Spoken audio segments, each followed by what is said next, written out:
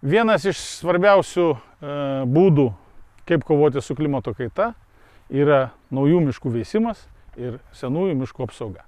Deja, Lietuvoje su šito klausimu kol kas šlubuojama, mes turim tik tai 1,2% stipriai saugomų miškų. Miškų didėjimas taip pat yra gerokai sulėtėjęs, reikalingas miškų politikos keitimas.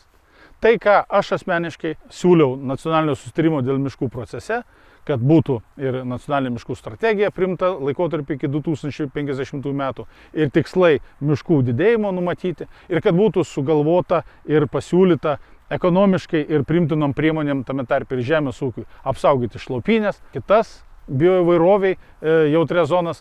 Visa tai iš tikrųjų turi būti padaryta ir kuo greičiau. Mums reikia gryno oro, tyro vandens, švaraus dirvožemio. Lietuvos žaliųjų partija siūlo įkvėpti šviežio oro, išrinkti tuos žmonės, kurie puikiai žino, kaip tai reikia padaryti.